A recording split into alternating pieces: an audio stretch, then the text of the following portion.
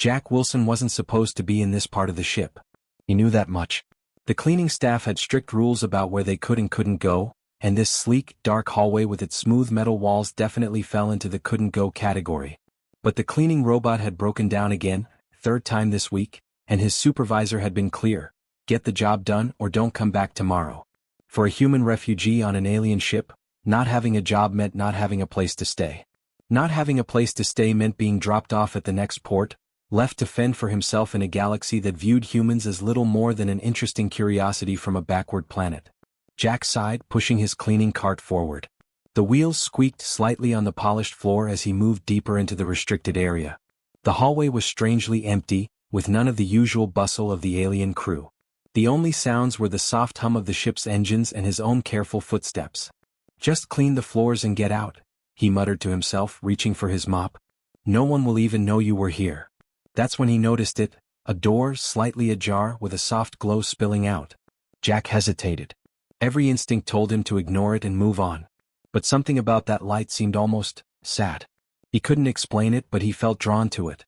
Leaving his cart, Jack moved cautiously toward the door. He told himself he was just being thorough, checking if the room needed cleaning too. But he knew that was a lie.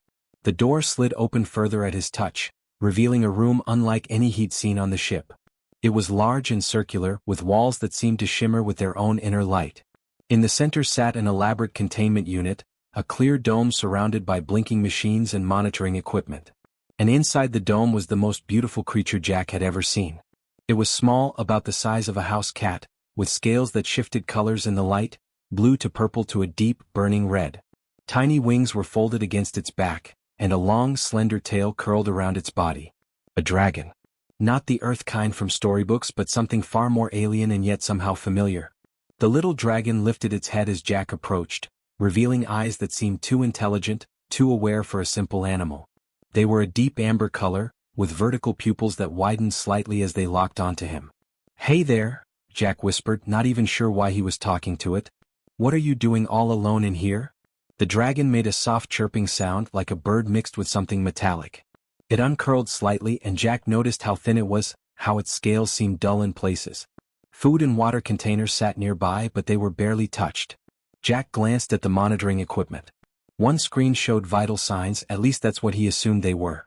He'd seen similar displays in the medical bay when he cleaned there. The numbers were low, flashing in what he recognized as a warning pattern. "You're not doing so good, are you?" he said softly.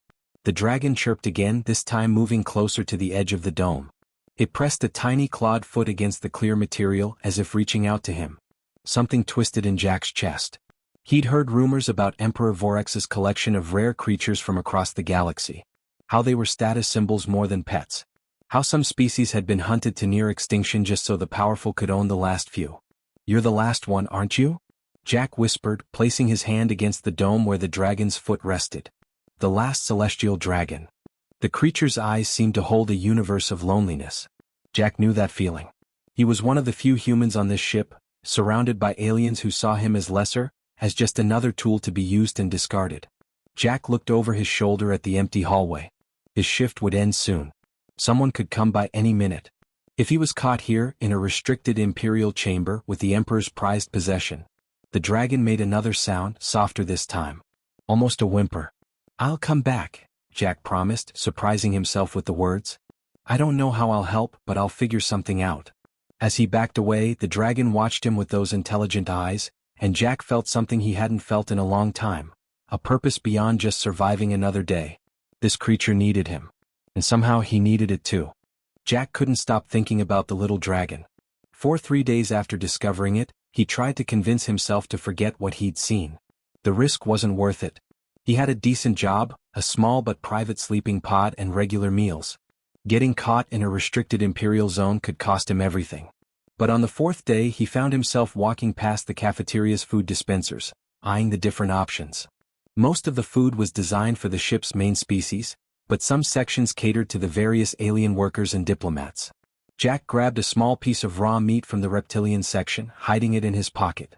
That night, his heart hammering against his ribs, Jack slipped back into the restricted hallway. The security was surprisingly light. Who would dare trespass in Emperor Vorex's private collection? The dragon perked up immediately when Jack entered, those intelligent amber eyes following his every move. Its chirp sounded almost happy. "I brought you something," Jack whispered, approaching the dome. There was a small delivery slot in the side, probably for the caretakers to insert food without opening the whole chamber. Jack carefully placed the meat inside and pushed it through. The dragon sniffed cautiously, then devoured it in seconds. It looked up at Jack with what seemed like gratitude. "You were hungry, huh? I figured those nutrient pellets they're giving you might not be cutting it." Jack smiled. "I'm Jack, by the way. And I think I'll call you Spark, because of the way your scales light up when you move." Spark chirped and did a small circle, wings fluttering slightly. Over the next few weeks, Jack established a routine. He'd finish his regular cleaning duties quickly, then make his way to Spark's chamber during shift changes when the corridors were emptiest. Each time he brought something different. Sometimes meat, sometimes fish-like creatures from the aquatic species food supplies, once even a strange fruit that gave off a faint blue glow. By the third week, Spark was noticeably healthier. His scales shimmered brighter, and he'd begun to fly short distances within the dome. Jack discovered that if he pressed his hand against the clear material, Spark would press his head against the same spot from the inside. Sometimes Jack would just sit there, telling Spark about his day, about Earth, about his life before becoming a refugee when his planet was deemed culturally interesting but technologically irrelevant by the galactic community. "You know, my dad had a dog back on Earth," Jack said one night, sitting cross-legged beside the dome. "Not that you're a pet or anything. You're way smarter. But there's something about taking care of another living thing that makes you feel, I don't know, like you matter." Spark chirped softly and curled his tail around himself, eyes never leaving Jack. Jack had gotten braver too. He'd figured out the monitoring system and learned to loop the camera feed for short periods. He'd discovered that the dome could be partially opened from a control panel, just enough to let his hand in to stroke Spark's scales. The first time Spark nuzzled against his palm, Jack felt tears spring to his eyes. "I can't believe they're keeping you all alone in here," he murmured. "You're not just some trophy to display." Meanwhile, in another part of the massive flagship, Emperor Vorex was reviewing the weekly reports on his collections. The 7-foot-tall ruler, with skin like polished obsidian and eyes that glowed with an inner fire, frowned at the readings on his tablet. "This can't be right," he rumbled to his chief science officer. "The celestial dragon's vitality readings have increased by 30% in 3 weeks. How is this possible?" The science officer, a thin, gray-skinned being, bowed deeply. "We are investigating, Your Magnificence. The nutrient formula was your own design, so naturally, it must be working as intended." Vorex nodded slowly. He had acquired the dragon at great expense after its home planet was stripped for resources. The species was believed extinct in the wild, making this hatchling priceless. Yet despite the best containment technology and feeding regimens, it had been failing to thrive. Until now. "Perhaps it has finally acclimated to captivity," Vorex mused. "Or perhaps my nutrient formula needed time to take full effect. Either way, I expect a full report on its improved condition. If we can replicate this success with other rare specimens, it would bring even greater prestige to our collection." "Of course, Your Magnificence," the science officer replied. "Would you like to visit the specimen? It's most active during the night cycle." Vorex waved a dismissive hand. "Not necessary. Just ensure its continued improvement. I may showcase it at the upcoming Galactic Summit." Back in the chamber, unaware of the Imperial attention now focused on Spark, Jack was gently stroking the dragon's head. Spark had rolled onto his back, exposing his belly in a display of trust that made Jack's chest tighten with emotion. "I've got to go," Jack whispered, checking the time. "But I'll be back tomorrow. I found something special in the diplomatic food stores. Pretty sure it came from your home system." As Jack slipped out of the room and back to his quarters, he didn't notice the small camera in the corner blinking with a new alert pattern. The system had detected an anomaly in the feed, a brief loop that repeated the same 5 minutes of footage. Someone was watching now. Jack had just finished his regular cleaning shift and was making his way to see Spark. Today was special. He'd managed to sneak away a small heating pad from maintenance. He'd noticed that Spark always sought out the warmest spots in his enclosure, curling up where the lights cast the most heat. "You're gonna love this, buddy," Jack whispered to himself as he slipped down the now familiar hallway. Something felt different tonight. The corridor lights were brighter than usual, and Jack could have sworn he heard voices from somewhere nearby. Still, he'd come this far. 5 more minutes wouldn't hurt. The door to Spark's chamber slid open with its usual soft hiss. The little dragon was already waiting, wings fluttering in excitement at the sight of his human friend. "Hey there," Jack said, smiling as he approached the dome. He pressed his hand against the control panel to open the small access port. "Brought you something to keep you warm." Spark chirped happily, racing in circles as Jack reached in to place the heating pad in the corner of the enclosure. The dragon immediately pounced on it, rolling around as the pad warmed up. Jack laughed. "Thought you might like that." That's when the main doors slid open with a loud whoosh, flooding the room with light from the corridor. Jack froze, hands still inside the dome. Emperor Vorax stood in the doorway, his massive frame nearly filling the entire space. Standing over 7 feet tall, his obsidian skin seemed to absorb the light around him, except for the intricate patterns that glowed blue across his face and arms, the marks of imperial authority. Behind him stood 2 science officers, their thin gray forms hunched in deference. For a moment, nobody moved. Jack couldn't even breathe. Then the Emperor's glowing eyes narrowed. "What," he said, his voice so deep it seemed to vibrate the air, "is the meaning of this?" Jack slowly withdrew his hand from the dome, his mind racing through excuses, explanations, pleas, none of them adequate. "Your Magnificence," one of the science officers whispered. "That's one of the human maintenance workers." "I can see that," Vorax rumbled, stepping further into the room. "What I don't understand is why a human cleaner is touching my most valuable specimen." Jack swallowed hard. I was just... "You were just leaving," the Emperor finished for him, raising a hand adorned with gleaming rings. "After the guards arrive to escort you to the detention level. This is a restricted Imperial zone. The penalty is severe." The Emperor's hand moved to the communication panel on his wrist. That's when something unexpected happened. Spark, who had been watching the exchange with those intelligent amber eyes, suddenly leapt up. The little dragon flared his wings to their full span, still small, but impressively larger than when Jack had first found him, and positioned himself between Jack and the Emperor. And then Spark did something Jack had never heard before. He didn't chirp or trill. He roared. It was a tiny sound compared to the Emperor's voice, but it filled the chamber with its defiance. The Emperor's hand paused mid-air. His glowing eyes widened slightly. "Fascinating," he murmured. Spark maintained his protective stance, scales shifting from their usual iridescent blue to a deep, warning red. His tail lashed back and forth as he kept his gaze fixed on the Emperor. "Your Magnificence," one of the science officers said cautiously. "The celestial dragon appears to be displaying protective behavior toward the human." "I can see that as well," Vorax snapped, but there was something new in his voice, curiosity. "This is unprecedented.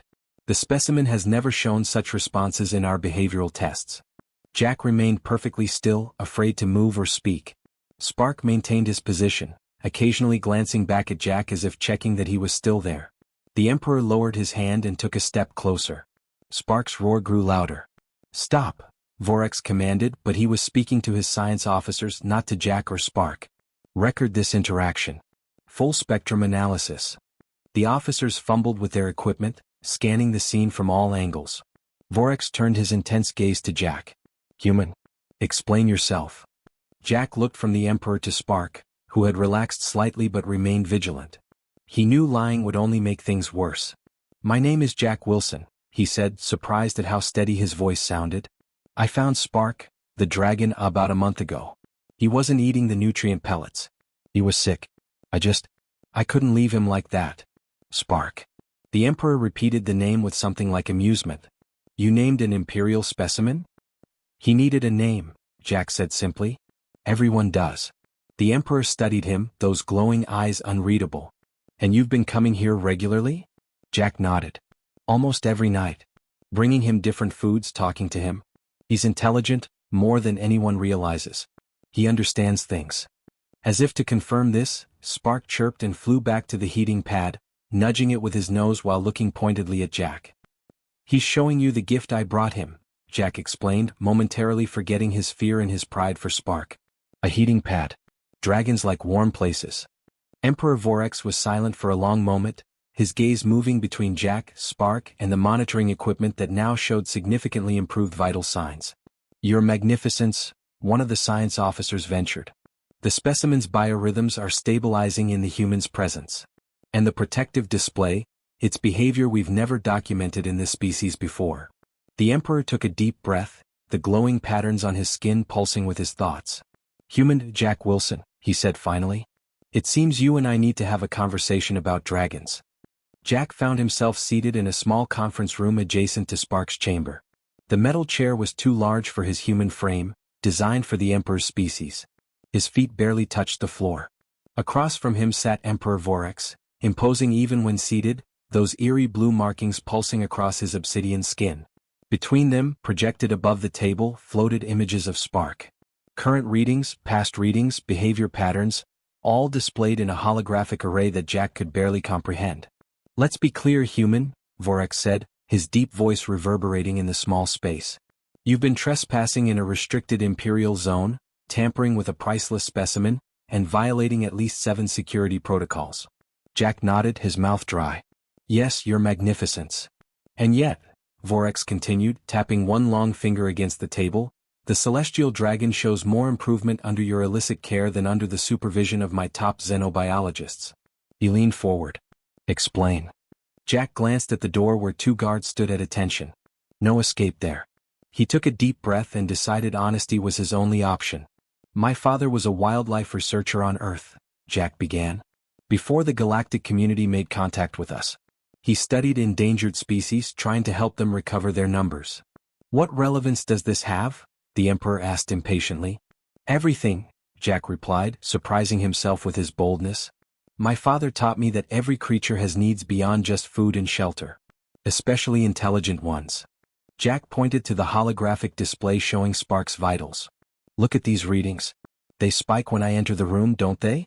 Not from fear, the stress hormones actually decrease. It's recognition. Connection." One of the science officers nodded reluctantly. "The human is correct about the readings, Your Magnificence." Jack continued, warming to his subject.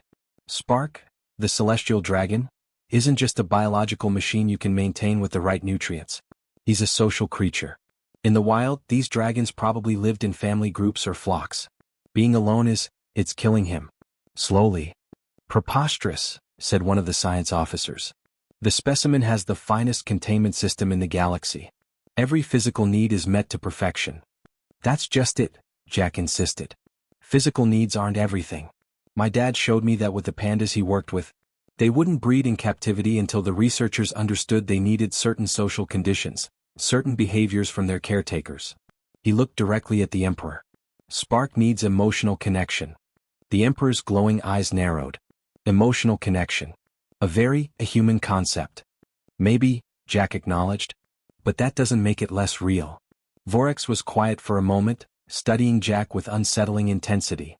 "You truly believe this creature forms emotional bonds?" "I know he does. Watch." Jack turned toward the viewing window where Spark could be seen in his dome.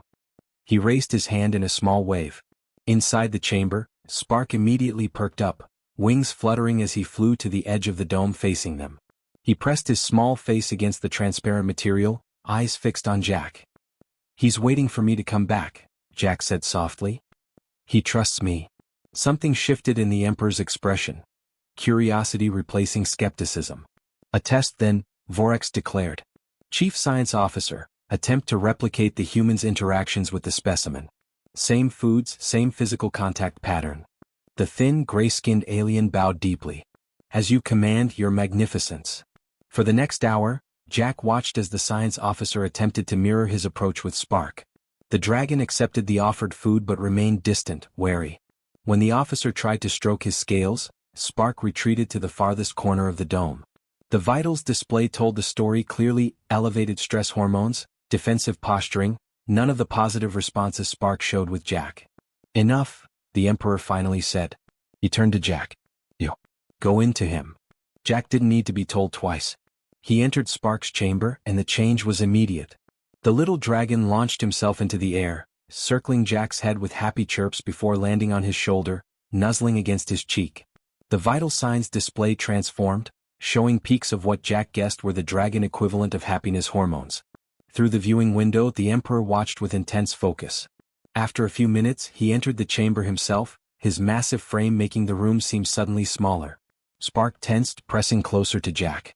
"It's okay," Jack whispered. "He won't hurt you." To Jack's surprise, the Emperor crouched down, making himself less imposing. He extended a hand slowly toward Spark. "May I?" he asked Jack. Jack nodded, equally surprised by the request. Spark, Jack said gently. This is, well, I guess he's sort of your owner. Spark looked between Jack and the Emperor, then cautiously extended his neck to sniff the Imperial hand. After a tense moment, the dragon allowed a brief touch before retreating back to Jack's shoulder. The Emperor withdrew, studying his own hand as if it might reveal some secret. In 300 cycles of Imperial rule, Vorex said quietly, I have never asked permission from anyone or anything to touch my own possessions. He looked at Jack with new respect. Yet you have somehow formed a connection with this creature that my entire scientific division cannot replicate. He stood, the glowing markings on his skin pulsing with thought. There is something here, something about human empathy that our technology cannot duplicate, the Emperor conceded. A factor we have not considered in our preservation efforts. Jack stroked Spark's head, feeling the dragon relax against him. Sometimes the most important things are the hardest to measure, your magnificence. Jack expected to be punished. Best case, he'd lose his job. Worst case, he'd be thrown off the ship at the next port. What he didn't expect was to be standing in the Emperor's private office 3 days later, receiving an official Imperial badge. This grants you level 3 security clearance, explained the administrative officer, a tall blue-skinned alien who couldn't quite hide his surprise at addressing a human. You'll have unrestricted access to the specimen chamber and adjacent research facilities. Jack held the shimmering badge in his hand, still not quite believing what was happening. So I'm not in trouble? A deep chuckle came from across the room where Emperor Vorex sat behind a massive desk carved from what appeared to be a single piece of dark crystal. Quite the contrary, Jack Wilson of Earth. You are being promoted. The administrative officer cleared his throat. Your new title is Imperial Xenobiological Specialist, with a focus on the preservation of the celestial dragon specimen. He handed Jack a tablet. These are your new quarters, significantly larger than your previous accommodation. Your salary has been adjusted accordingly. After the officer left, Jack found himself alone with the Emperor, the most powerful being in this sector of the galaxy. I still don't understand, Jack admitted. I broke into a restricted area. I interfered with Imperial property. The Emperor rose from his desk and walked to the window that overlooked the vast blackness of space, streaked with distant stars. Tell me, Jack Wilson, what is the purpose of an empire? Jack hesitated, unsure of the correct answer. To rule? To conquer? To preserve, Vorex corrected, those glowing blue markings pulsing across his dark skin. The strongest species have a duty to preserve knowledge, culture, art. He turned to face Jack. And life itself, particularly the rarest forms. He gestured to a display on the wall where Spark could be seen flying happily around his dome, his scales gleaming with health. The celestial dragon is the last of its kind. My scientists have tried for years to help it thrive, seeing it as a prized specimen to be maintained. You, a simple human cleaner, saw it as a living being needing connection. The Emperor's glowing eyes fixed on Jack. Results speak for themselves. So I'm just going to take care of Spark? Jack asked. For now, the Emperor said. But I have other rare creatures in my collection that are struggling. Perhaps your human perspective might be valuable there as well. Within weeks, Jack's life had transformed completely. His new quarters were larger than his entire family's apartment had been back on Earth. He spent most days with Spark, whose enclosure had been tripled in size and modified based on Jack's suggestions. More heat sources, varied terrain, even a small pool of water where the dragon loved to splash and play. Spark continued to grow and thrive. His wingspan now reached 3 feet, and his scales shifted through colors more vividly than ever. Jack had discovered the dragon could mimic simple sounds and was teaching him words. So far, Spark could say Jack and food with startling clarity. Most surprising was the Emperor's continued interest.